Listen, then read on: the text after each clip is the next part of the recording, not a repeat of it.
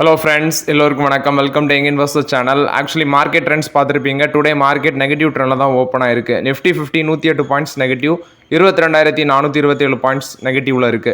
Sensex 73,910 பாயிண்ட்ஸில் trade ஆகுது, 316 points நெகட்டிவ்ல trade ஆகுது. Bank Nifty 300 points நெகட்டிவ்ல இருக்கு, 50,210 பாயிண்ட்ஸில் ட்ரேட் ஆகுது. ஸோ பேங்க் நிஃப்டியில் எடுத்து பார்த்தீங்கன்னா ஐடிஎஃப்சி ஃபர்ஸ்ட் பேங்க் ஒரு 2% நெகட்டிவ்ல இருக்கு, 2% பாசிட்டிவ்ல இருக்கு, 59 ரூபாயில் ட்ரேட் ஆகுது. கொட்டக் மஹிந்திரா பேங்க், இண்டஸ்இண்ட் பேங்க் இதெல்லாம் ஒரு ஃப்ளாட் பாசிட்டிவ்ல இருக்கு. AU Small Finance Bank, Federal Bank, HDFC Bank, Canara Bank, Punjab National Bank, ICICI Bank இதெல்லாமே ஒரு ஃப்ளாட் நெகட்டிவ் ட்ரெண்டில் இருக்கிறாங்க. Axis Bank, Bank of Baroda, State Bank of India இதெல்லாம் 1.5% நெகட்டிவ் ட்ரெண்டில் ட்ரேட் ஆகுது. ஸோ பேங்க் நிஃப்டியில் இன்றைக்கி மோஸ்ட்லி எல்லா ஸ்டாக்ஸுமே நெகட்டிவ்ல தான் இருக்குது, ஒரு 3 ஸ்டாக்ஸை தவிர. ஸோ நெக்ஸ்ட் பார்த்தீங்கன்னா அந்த கோல்டு ஸ்டாக்ஸ், குறிப்பாக கோல்டு லோன் ப்ரொவைட் பண்ணுற ஸ்டாக்ஸ், முத்தூட் ஃபைனான்ஸ் கிட்டத்தட்ட 10% விழுந்துருந்துச்சு, 2063 ரூபா வரைக்கும் போச்சு. இப்போ கொஞ்சம் ரிகவர் ஆகி ட்ரேட் ஆகுது. மணப்புரம் ஃபினான்ஸ் 222 ரூபாயில் ட்ரேட் ஆகுது, அதுவும் 2.5% நெகட்டிவ்ல தான் ட்ரேட் ஆகுது. ஐஏஎஃப்எல் ஃபினான்ஸ் 5% மேலே விழுந்து ஒரு 300 மேலே ட்ரேட் ஆகுது, அதாவது 312 ரூபா சம்திங்கில் ட்ரேட் ஆகுது. இதுக்கு ரீசன் பார்த்தேன். ஸோ ஆர்பிஐ கவர்னர் வந்து பார்த்தீங்கன்னா ஒரு அப்டேட்டை கொடுக்குறாங்க. அதாவது இந்த சென்ட்ரல் பேங்க்ஸ் வந்து காம்ப்ரிஹென்சிவ் கைட்லைன்ஸ் கோல்டு லோன்ஸுக்கு வந்து ப்ரொவைட் பண்ணுவாங்க. அதாவது பேங்கும் சரி, அதே மாதிரி என்பிஎஃப்சி இந்த ரெண்டுக்குமே ப்ரொவைட் பண்ணுவாங்க. ரெகுலேட்டரி என்டிட்டிஸ் வந்து இதை எக்ஸ்டெண்ட் பண்ணுறாங்க அப்படின்னு சொல்கிறாங்க. கன்சம்ஷன் பர்பஸுக்கும் இன்கம் ஜென்ரேஷன் பர்பஸுக்கும் சேர்த்து தான் அந்த கைட்லைன்ஸ் வந்து ரெகுலேட்டரி என்டிட்டிஸ் வந்து நீ இஷ்யூ பண்ணுவாங்க அப்படின்னு சொல்கிறாங்க. ஒரு காம்ப்ரிஹென்சிவ் ரெகுலேஷனை வந்து இஷ்யூ பண்ணுவாங்க. ஸோ அந்த பேஸில் அந்த ஸ்டாக் எல்லாமே விழுந்திருக்கு. ஸோ இப்போ முத்தூட் ஃபினான்ஸோட கோல்டு லோன் வந்து அவங்களுக்கு அசட் அண்டர் மேனேஜ்மெண்ட்டுக்கு 98% கான்ட்ரிபியூட் பண்ணுது. மணப்புரம் ஃபினான்ஸுக்கு வந்து 50% இருக்குது. ஐஏஎஃப்எல் ஃபினான்ஸுக்கு 21% கான்ட்ரிபியூட் பண்ணுது. முத்தூட் ஃபைனான்ஸ் இப்போ 2,060 ரூபா சம்திங் இன்னைக்கு வந்தாங்க, 52 ஹைலேருந்து 15% மேலே விழுந்திருக்கு. ஐஏஎஃப்எல் ஃபினான்ஸ் 7% மேலே விழுந்திருக்கு. மணப்புரம் ஃபினான்ஸ் வந்து பார்த்தீங்கன்னா இப்போ கொஞ்சம் ரிகவர் ஆகி தான் இருக்கிறாங்க. எனக்கு தெரிஞ்சு அது 247 ரூபா போச்சு, இப்போ வந்து 11.25 ரூபா இறங்கி ட்ரேட் ஆகுது. மொத்தம் அந்த பீக் லெவலில் அந்த 52 ஹைலேருந்து பார்க்கும்போது. ஸோ ஓவர்லாட் இந்த ஸ்டாக்ஸ் எல்லாமே வந்து இப்போதைக்கு ஆப்பர்ச்சுனிட்டி ஜோனில் இல்லை. மணப்புரம் ஃபினான்ஸ் வேல்யூஷன் 10 கீழே இருந்தாலுமே எகெயின் ஒரு 150 அந்த லெவல் வந்தால் நம்ம வந்து இது ஃபீல் பண்ணுவோம். ஸோ அதுவும் இல்லாமல் அது வந்து பார்த்தீங்கன்னா இப்போதைக்கு ஃபியூச்சர்ஸ் ஆப்ஷன் பேர்னிங்கில் தான் இருக்குது. அதாவது ஃபியூச்சர்ஸ் ஆப்ஷன் ட்ரேடிங்கில் மணப்புரம் ஃபினான்ஸ் இன்னும் ஆட் பண்ணல. எனக்கு தெரிஞ்சு எகெயின் ஒரு ஆப்பர்ச்சுனிட்டி வரும்போது டிஸ்கஸ் பண்ணலாம். முத்தூட் ஃபினான்ஸ் ஆல்ரெடி நம்ம கன்சிடர் பண்ணி ஒரு நல்ல ப்ராஃபிட்டபிள் ரேஞ்சில் தான் இருக்கிறோம். நெக்ஸ்ட் பார்த்தீங்கன்னா இன்றைக்கி இந்த ஆக்சுவலி ஃபினான்ஸ் செக்டர் ஸ்டாக்ஸ் எல்லாமே விழுந்துச்சு. இது போக இன்றைக்கி மார்க்கெட்டை நெகட்டிவ் ட்ரெண்டில் கொண்டு போனதே எனக்கு தெரிஞ்சு ஃபார்மா ஸ்டாக்ஸு, அடுத்தது ஐடி ஸ்டாக்ஸு, அடுத்தது ஃபினான்ஸ் செக்டர் ஸ்டாக்ஸ் தான் நான் நினைக்கிறேன். ஏன்னு பார்த்தீங்கன்னா ஃபஸ்ட்டு ஃபினான்ஸ் ஸ்டாக் இந்த ஆர்பிஐ கவர்னர் அப்டேட்ஸ் எல்லாம் விழுந்துச்சு. ஃபார்மா ஸ்டாக்ஸ் எடுத்து பார்த்தீங்கன்னா பயோகான் 4% காலி, ஆரோபிண்டோ ஃபார்மா 4% காலி, கிளென்மார்க் ஃபார்மா 4% கிட்ட காலி, லூபின் 3%, அடுத்தது டாக்டர் ரெட்டி லேபரேட்டரிஸ் 1.5% நெகட்டிவ்ல இருக்குது, சன் ஃபார்மா 1% நெகட்டிவ்ல இருக்குது, Cipla flat negative, TVS laboratories flat negative, Natco pharma 2% மேலே நெகட்டிவ்ல இருக்குது, 754ல் இருக்குது, டாக்டர் ரெட்டி லேபரேட்டரிஸ் 1087ல் ட்ரேட் ஆகுறாங்க. எனக்கு தெரிஞ்சு ரெட்டிஸும் நாட்கோவும் ஆப்பர்ச்சுனிட்டி கிடச்சிட்டே தான் இருக்கும் போல் டெய்லியும். ரெட்டிஸ் வந்து எனக்கு தெரிஞ்சு இப்படியே மார்க்கெட் ரன் போச்சுன்னா ஒரு 1000 பிரேக் பண்ணி கூட கீழே வர சான்சஸ் அதிகமாக இருக்குது.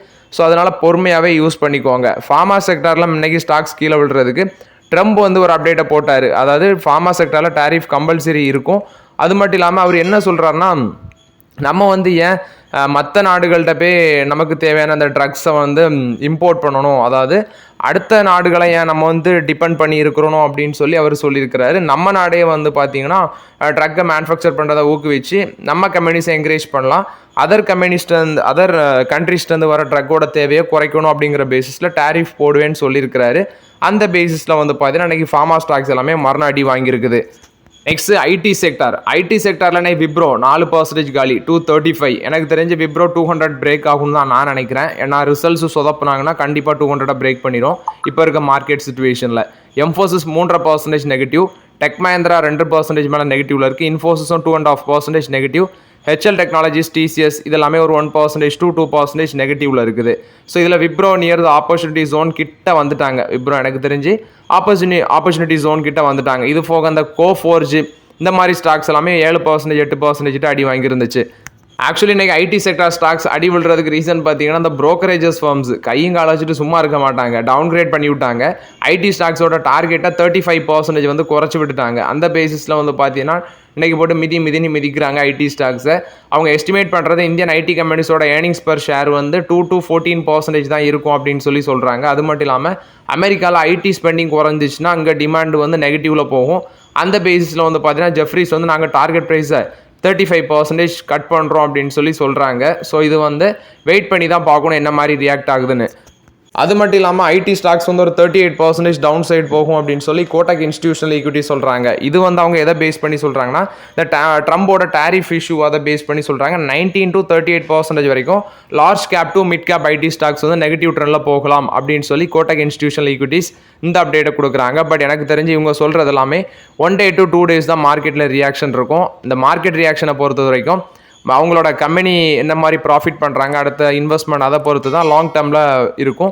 ஸோ அதனால் இந்த மாதிரி ஷார்ட் டேர்ம் அப்டேட்ஸ்லாம் நான் பெருசாக எடுக்கிறதில்ல. நெக்ஸ்ட்டு பார்த்தீங்கன்னா வோடஃபோன் ஐடியா வந்து கவர்மெண்ட்டுக்கு அதிக அளவில் டியூ பெண்டிங் வச்சுருந்தாங்க. ஸோ அதை வந்து இவங்க என்ன பண்ணிட்டாங்கன்னா ஸ்டேக் ஆட்டு கொடுத்துட்டாங்க. ஷேர்ஸ் ஆட்டு 36,950 கோடி ஸ்பெக்ட்ரம் டியூஸை ஷேர் ஆட்டு கன்வெர்ட் பண்ணி 48.99% ஸ்டேக்காக கொடுத்துட்டாங்க. ஸோ 22.6% இருந்தது, இப்போ 48.99% ஆகுது share holding, government share holding Vodafone ஐடியாவில். ஸோ அதுக்கு இப்போ போர்டும் அப்ரூவல் கொடுத்துருக்காங்க அப்படின்னு சொல்கிறாங்க. நெக்ஸ்ட் ஆர்பிஐ வந்து ஏப்ரல் 9 வந்து பார்த்தீங்கன்னா இன்றைக்கி வந்து ரேட் கட் பண்ணலாம் அப்படிங்கிற ஒரு அப்டேட்டும் கொடுக்குறாங்க. நிறைய பேர் என்ன சொல்கிறாங்கன்னா 50 பேசிஸ் பாயிண்ட் வரைக்கும் ரேட் கட்ஸ் இருக்குன்னு சொல்கிறாங்க. ஸோ வெயிட் பண்ணி பார்க்கலாம்.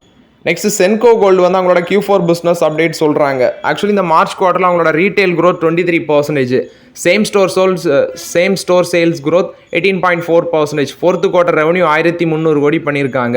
கோல்டு ப்ரைஸஸ் வந்து சீக்வன்ஷியல் பேசிஸில் 11%, இயர் பேசிஸில் 33% இன்க்ரீஸ் ஆயிருக்கு. சென்கோ கோல்டோட full financial revenue 19.1% growth, diamond jewellery growth 14.1%, Tier 3 Tier 4 டவுன்ஸில் அவங்களோட அவுட் பேஸ் க்ரோத் அப்படின்னு சொல்கிறாங்க. மெட்ரோஸில் வந்து பார்த்தீங்கன்னா Tier 2 சிட்டிஸ்லையும் இதே situation. Coins and bullion sales வந்து ஸ்மால் ஃப்ராக்ஷனில் தான் இருக்குது. டோட்டல் கோல்டு சேல் பண்ணதில் லெஸ் தேன் 4% தான் இந்த காயின்ஸ் அண்ட் புல்லியன் சேல்ஸ் ஆயிருக்குன்னு சொல்கிறாங்க. சென்கோ கோல்டு வந்து 4 நியூ ஷோரூம்ஸ் வந்து ஃப்ரான்சைசி நெக்ஸ்ட் வந்து கோகோ மாடல்ஸில் வந்து வெஸ்ட் பெங்கால் அண்ட் உத்தரப்பிரதேஷில் லான்ச் பண்ணியிருக்காங்க. இந்த ஃபுல் இயர் நீங்கள் பார்த்தீங்கன்னா அந்த கம்பெனி 15 ஷோரூம் வந்து லான்ச் பண்ணியிருக்காங்க. அதில் 6 வந்து ஃப்ரான்சைசி. என்டையர் ஷோரூம் போர்ட்ஃபோலியோ வந்து 175, 72 வந்து பார்த்தீங்கன்னா 72 ஷோரூம், அதில் ஒரு ஷோரூம் வந்து துபாயிலையும் இருக்குன்னு சொல்கிறாங்க. ஆக்சுவலி அவங்களோட என்டையர் ஷோரூம் போர்ட்ஃபோலியோ வந்து 175 இருக்குது. அதில் 72 ஃப்ரான்சைசி ஷோரூம், ஒரு ஷோரூம் துபாயில் இருக்குன்னு சொல்கிறாங்க. ஸ்டட்டட் ரேஷியோ இந்த ஃபுல் இயர் ஆட்டு 10.9% இருக்குது.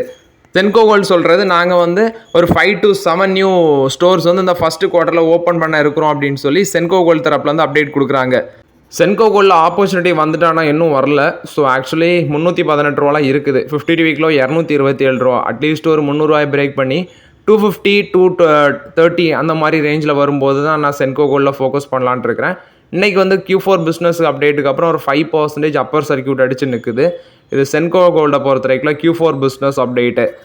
Next Competition Commission of India approval கொடுத்துருக்காங்க. சான்லாம் ஸ்ரீராம் கிரெடிட் கம்பெனி இவங்க 2 பேரும் சேர்ந்து வந்து பார்த்தீங்கன்னா ஸ்ரீராம் அசட் மேனேஜ்மெண்ட் கம்பெனியில் ஸ்டேக் அக்விசிஷன் பண்ணுறதுக்கு இந்த Competition Commission of India approval கொடுத்துருக்காங்க 23% ஸ்டேக் அக்விசிஷனுக்கு. நெக்ஸ்ட் கோல்ட்மேன் சாக்ஸ் வந்து ஒரு வார்னிங் கொடுக்குறாங்க. ஸோ அந்த டேரிஃப் வார்னால இந்த ஆயிலோட ப்ரைஸ், அதாவது க்ரூட் ஆயிலோட ப்ரைஸ் வந்து பேரலுக்கு $40 கீழே வரைக்கும் போகலாம் அப்படின்னு சொல்லி கோல்ட்மேன் சாக்ஸ் வந்து இந்த வார்னிங்கை கொடுக்குறாங்க. பட் இதெல்லாம் நடக்குமாங்கிறத வெயிட் பண்ணி தான் பார்க்கணும். நெக்ஸ்ட் கார்டன் டிஸ்ட்ரிபியூட்டர்ஸுக்கு ஒரு 489.98 crores worth of Geological Survey of India designing and construction 2 coastal research vessels இது சம்மந்தமான ஒரு ஆர்டர் கிடச்சிருக்குது. இதோட வேல்யூ, அதாவது இது 26 மாதத்தில் வந்து டெலிவர் பண்ணணும் அப்படின்னு சொல்லியிருக்கிறாங்க. அது போக நேற்று தான் ஸ்வான் டிஃபென்ஸு கூட அவங்க ஒரு மெமராம் ஆஃப் அண்டர்ஸ்டாண்டிங்கும் போட்டிருந்தாங்க.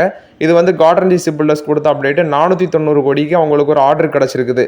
கன்கார்ட் பயோடெக் கொடுத்த அப்டேட் USFDA அப்ரூவல் கொடுத்துருக்காங்க. இந்த சிலோரசிஸ் ட்ரீட்மெண்ட் ட்ரக் சம்மந்தமாட்டு டெரிஃப்ளூனோமைட் டேப்லெட்ஸுக்கு வந்து மார்க்கெட்டிங் பண்ணுறதுக்கு கன்கார்ட் பயோடெக்கு USFDA அப்ரூவல் கொடுத்துருக்காங்க.